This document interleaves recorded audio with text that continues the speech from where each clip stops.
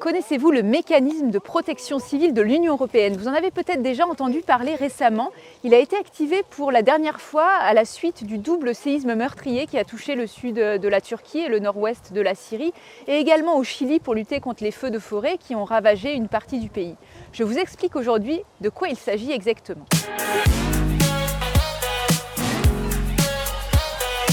Grâce à ce mécanisme, la France a envoyé en Turquie près de 140 sapeurs-sauveteurs et sapeurs-pompiers ainsi que 10 chiens de recherche afin d'assister les autorités turques dans leur mission, localiser, extraire, apporter les premiers secours aux victimes de cette catastrophe. Cette aide répondait à la demande d'assistance formulée par les autorités locales via le mécanisme de protection civile de l'Union européenne. Alors ce mécanisme permet à un pays touché par une catastrophe naturelle ou une situation d'urgence de faire appel à la solidarité européenne.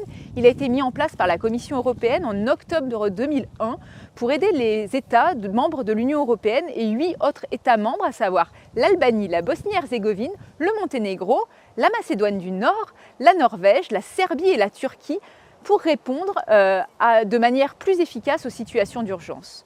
Lors d'un tremblement de terre, d'une inondation, d'un incendie, d'une guerre ou d'un rapatriement, un État peut donc faire face à des besoins en matière de ressources et de soutien qui dépassent les capacités nationales.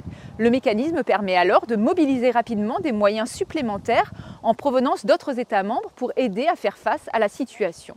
Il est important de préciser que le mécanisme de protection civile de l'Union européenne peut venir en aide à n'importe quel pays dans le monde, pas nécessairement aux pays de l'UE et les partenaires de ce mécanisme. Ce dispositif fonctionne sur la base d'un système de partage d'informations et de ressources. Le processus d'activation est le suivant. Le pays touché effectue une demande d'assistance via le mécanisme. Le centre de coordination de la réaction d'urgence détermine le niveau d'aide approprié, puis coordonne le déploiement et l'acheminement des moyens nécessaires ou d'une expertise par les pays participants. Les ressources mobilisées peuvent inclure des équipes de secours, des fournitures médicales, des hélicoptères ou des avions. Par exemple, les moyens aériens pour lutter contre les incendies ou des ingénieurs pour aider à reconstruire des infrastructures qui auraient été endommagées. Les avantages du mécanisme de protection civile de l'Union européenne sont nombreux. Les catastrophes ne connaissent pas de frontières malheureusement et peuvent frapper simultanément sans prévenir un ou plusieurs pays. Proposer une réponse conjointe et bien coordonnée permet aux autorités nationales, lorsqu'elles sont débordées, de n'avoir à interagir qu'avec un seul point de contact au lieu de plusieurs. Autrement dit, ceci permet de coordonner les efforts de secours, d'éviter des duplications ou des messages non coordonnés et de maximiser les ressources dans ce mécanisme qui permet également une réponse plus rapide et plus efficace aux situations d'urgence. Cela permet de sauver des vies et de réduire les dégâts.